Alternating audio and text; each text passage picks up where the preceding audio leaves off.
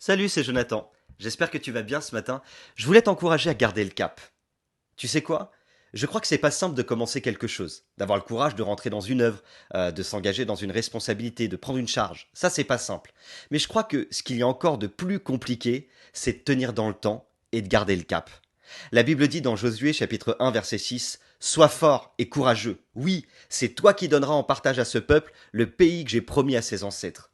Alors peut-être que tu t'es engagé dans quelque chose et que tu sens que ça commence à devenir un peu difficile. Ça commence à peser, tu sens le poids de plus en plus lourd, tu sens peut-être même les oppositions, les incompréhensions, parfois la solitude, et tu fais face à tout ça, c'est une lourde charge, c'est une responsabilité, qu'elle soit spirituelle, parce que peut-être que tu portes la charge d'une église, d'une œuvre, qu'elle soit personnelle, parce que tu portes la charge de tes enfants, ou même peut-être qu'elle soit émotionnelle, parce que tu es une éponge et que tu as l'impression d'absorber tous les problèmes des autres. Je sais pas ce que tu vis et quelle est la charge que tu portes. Mais ce que je sais, c'est que tu dois garder le cap. Tu sais, je me rappelle d'un ami, alors qu'on avait commencé une œuvre et c'était vraiment le feu.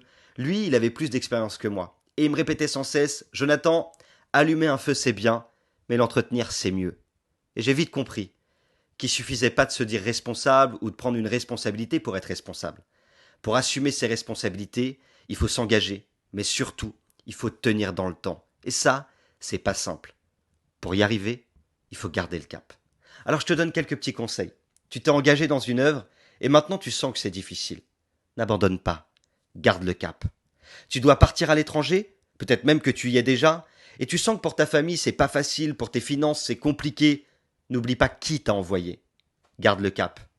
T'as l'impression de tout porter toute seule. Ton foyer, tes enfants, t'as l'impression que tout le monde se décharge sur toi. Et toi, t'es la seule à comprendre ce qu'il faut faire pour que les choses avancent. Garde le cap. Tu pars le matin, tu pars travailler, tu veux subvenir aux besoins de ta famille et tu sens que c'est difficile. Quand tu rentres à la maison ou quand tu rentres à la caravane, il y a la pression, les problèmes. Oublie pas, ta famille, c'est ce que Dieu t'a confié. C'est ta responsabilité et c'est ta priorité. Dieu, il va pourvoir et il va ouvrir de nouvelles portes s'il le faut. Mais toi, garde le cap. Allez, je termine en disant quelque chose. Peu importe la chose que Dieu t'a confiée, peu importe l'engagement que tu as pris, peu importe pourquoi tu te lèves le matin, rappelle-toi que pour réussir, il y a une clé très importante. Garde le cap. C'est ça qui va te permettre d'y arriver. Tu en es capable, tu l'as déjà fait et tu vas le faire encore. Et tu sais pourquoi? Parce que Dieu a mis son potentiel en toi.